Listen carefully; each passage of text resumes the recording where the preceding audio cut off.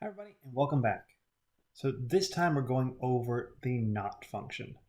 Now the not is super easy. It just says if I have a criteria that's true, well it says it's false.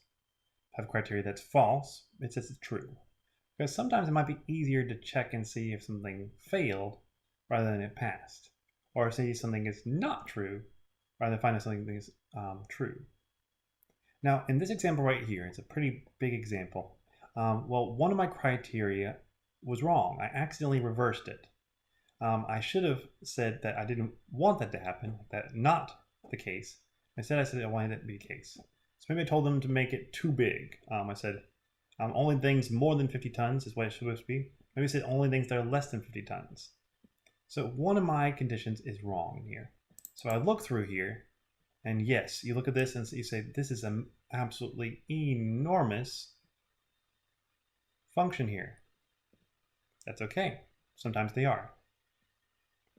And I have to look around here and find where is the correct answer. And well, I think I already did this. I did do it. It was right here, I had actually said that the length was supposed to be more than 590 feet, but that's not the case. The length is supposed to be less than 590 feet. And so I put the not function around it, and it passed.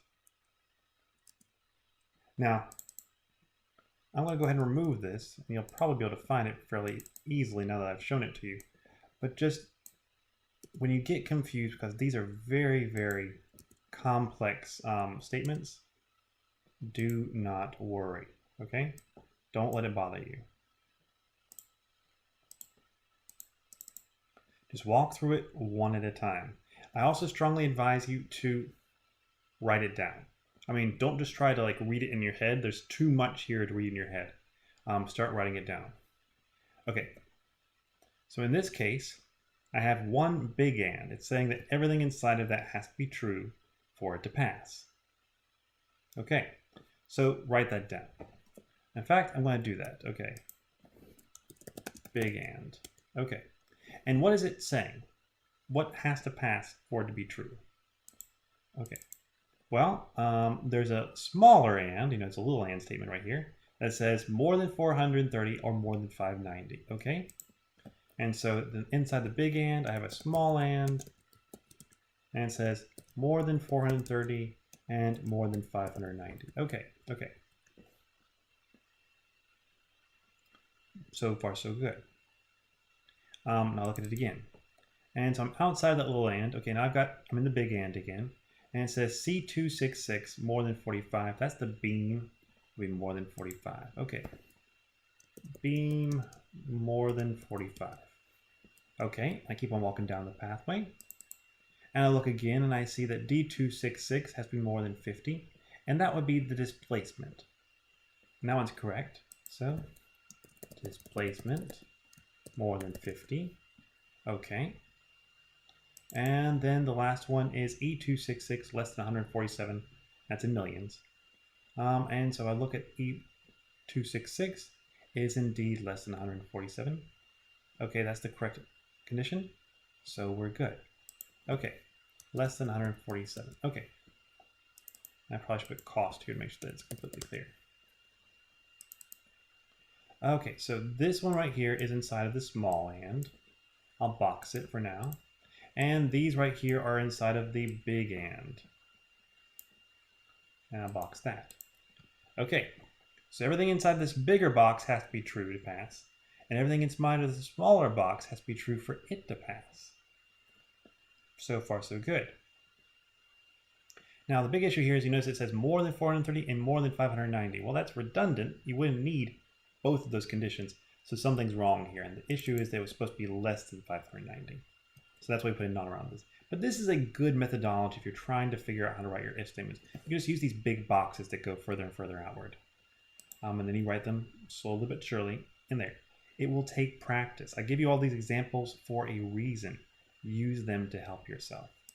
Okay, let's delete this because I can't have a bunch of random formatting in here. And no borders. There we go. Okay. And now you get to practice with the and, or, and not functions. Roses are red, violets are blue. Well, both of those are true.